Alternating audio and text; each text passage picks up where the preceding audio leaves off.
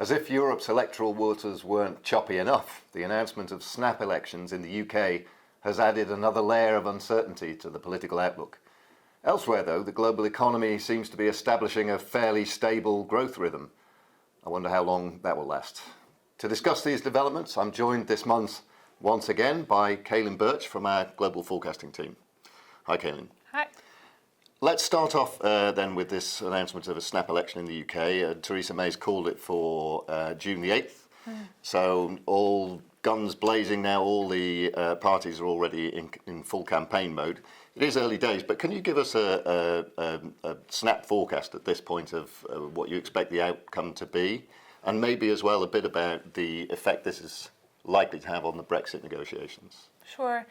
Well, the announcement of the election itself was a surprise since Ms May had previously ruled out the possibility of a snap election before 2020. However, that being said, the timing for the Conservative Party is right. The boost that they're seeing in the polls now compared to this time last year is significant, with the Conservatives about 20 points ahead of Labour at the moment, compared to in June last year, something about 3 points. So their hand is stronger now than it's been at any point up until now since the previous election. This is a good moment for the Conservatives to try to capitalise on that, strengthen their hold in Parliament, and then be able to have a little bit more room to manoeuvre as they're going through these very complicated Brexit negotiations. So what we're expecting at the moment is to see, given Conservatives' lead now with an even kind of smaller increase yet on their lead in the polls in the last couple of days to around 24 points lead, is potentially to see a Conservative majority of over 100 seats in Parliament, which again would give Ms May a little bit more kind of room to work as she's going through these negotiations. You could say it would strengthen Theresa May's mandate to go through the Brexit process, but she actually already had that. What it does is it gives Ms May the room to pursue the type of Brexit that she wants. Mm-hmm. The question now is, what type of Brexit, hard or soft, is that going to be? We saw a strong uptick in the strength of the pound sterling in recent days since the announcement of the snap election. We're assuming that that's based on an assumption in the markets that a stronger Conservative majority will both smooth out this difficult process and would allow Ms May, who was not a strong proponent of the Leave campaign during the referendum period, to pursue a softer Brexit, actually, with a little bit more kind of acceptance of EU regulation, or not quite so hard break. However, we don't think there's actually evidence for that in the performance thus far of the government. The letter that Theresa May wrote triggering Article 50 has already been sent. That process is already in the works. However, it's also a letter that signifies a hard Brexit. They talked a lot about sovereignty, about taking back, kind of questions of national regulation. The government has done nothing so far to indicate that we're going to be pursuing a softer Brexit, so I don't think this election would change that. Okay. What it does is give Ms May a little bit less of a reliance on maybe hardline backbenchers that she would have relied on had they not had a wider majority. Okay, super. Okay, let's look across the pond now and look at the US a little bit. We didn't have massive expectations for the Trump administration, but he seems to have hit some roadblocks quite early on with, quite high-profile things like his immigration plans and the healthcare plans that he had. What can we read now into the outlook for some of the really big-ticket things that he's looking at, like tax reform and a massive infrastructure program? Where do we expect this to go now?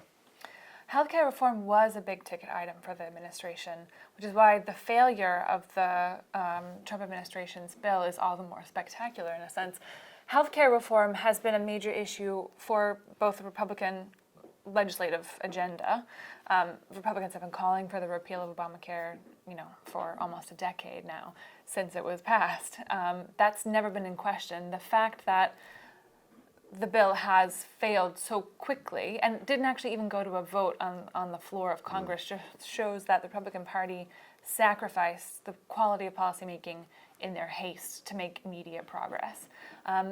we think that means that policymaking down the road with issues that are going to be just as thorny in corporate tax reform, particularly, but also in the efforts to raise, U.S. government spending on infrastructure, will just kind of be, all the more complicated. So we're expecting to see slower policymaking. Republicans tried to go for an easy win with healthcare, and it became immediately clear that easy wins are not possible, even with a Republican-controlled House, Senate, and presidency.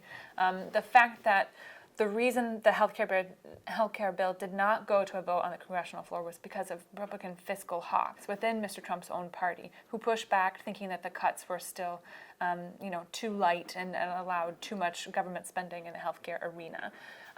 That's going to be true of corporate tax cuts, should they not be as favorable to business as the administration would like to propose. It's the same for higher government spending, which a lot of Republican fiscal hawks are not going to want to see. They're going to want to see greater deregulation, allowing the domestic private sector to take on a lot of that investment role that Mr. Trump is proposing the government take on. So we're expecting to see a lot more gridlock, a lot slower policy making in the next couple of years. It's also important for Mr. Trump in the sense that he clearly has staked his public persona during the campaign on his ability to make quick and decisive action on legislative priorities.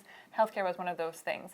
He's not going to be willing to risk another legislative failure in the way that we saw happen with the healthcare bill. So again, a slowdown in policymaking and perhaps less ambitious changes to the agenda. Okay, that's very interesting. So the style and the feel of the Trump administration is going to have to change because action on the ground isn't going to be what was promised and expected up front, maybe.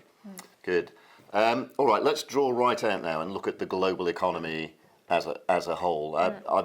Our forecast for the whole world growth outlook for the coming year hasn't changed since last month, but some of the components of it, some of the country by country forecasts have changed.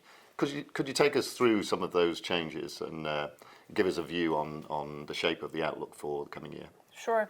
We're still expecting 2.6% global growth in real terms this year, and that's kind of evidence of a cyclical upturn that we've been seeing. That's pretty good. It's not bad. It's actually much faster than that, and this is really a strong kind of uptick in global growth across the board. It's not being driven necessarily by one region or another, but it's, again, a cyclical upturn in the business cycle that we're going to carry through into 2017, despite higher oil prices having a negative impact on some import-reliant economies. However, as you mentioned, there's some shifting underneath that top-level figure that's worth mentioning. First of all, we downgraded our U.S. growth forecast by just a shade, from 2.3% to 2.2% in 2017. And that's because the first quarter performance in the U.S. was not as positive as we had initially expected, across the board. Despite higher lower unemployment rates and relatively buoyant business sentiment, we're not seeing that translate into real economic growth as quickly as we expected, and we're now forecasting first quarter growth to come in at under 2%. So that's going to be a slightly more negative outlook, still quite a bit faster than the 1.6% growth we saw in 2016 in the U.S. But again, that initial bump we saw in the U.S. economy and the strength of the U.S. dollar following the election of Mr. Trump in late 2017 carried over in the beginning of the year, but is now starting to kind of return back to slightly more normal levels, with around 2% growth in the U.S. becoming kind of the new normal for the long term. However, a positive story that we see in terms of global growth is in Asia. In China, we've upgraded our forecast for 2017 growth to 6.6% from 6.4% previously. And that's because we saw a stronger pace of activity, primarily in the property sector in the first quarter of this year. So that's going to allow for continued kind of strong economic activity throughout the course of the year. What's important to note, though, is that strong activity in the property sector is still very much fueled by debt. And we're expecting that to slow down sharply, probably in 2018, according to our forecasts, as the government looks to rein in unsustainable credit growth. That change will happen. We're just now expecting it not to happen until 2018. And our growth forecast of 6.6% is probably still quite conservative. Okay, so generally speaking, a fairly positive view of the whole machinery of the global economy, if you like. Interesting that we're expecting the global economy to be riding this slowdown in China next year, and that's going to show up through all kinds of channels in the global economy, I expect. But we can talk about that in future on future occasions. You mentioned oil. You're a commodities specialist, so it would be remiss of me not to press you a little on that. So OPEC had this supply deal to take a huge chunk of production off the market with a view to buoying up world prices. That runs out next month. So give us a short report card on how that strategy is done and what you expect to happen at the end of May, and maybe a little bit about how we expect oil prices to behave over the next year or two. Mm-hmm. The OPEC production cut agreement has both worked and not worked, in a sense. It has worked because compliance has been well over, kind of average levels that we've seen in previous production cut agreements. OPEC members, 11 OPEC members, have agreed to cut their collective production by about 1.2 million barrels a day. Non-OPEC producers, including primarily Russia, have also agreed to supplement that with another 600,000. So that means that we're taking effectively 1.8 million barrels a day off the market, waiting for supply and demand to come slightly more into balance and to bring oil prices back up from the lows that we saw in 2016.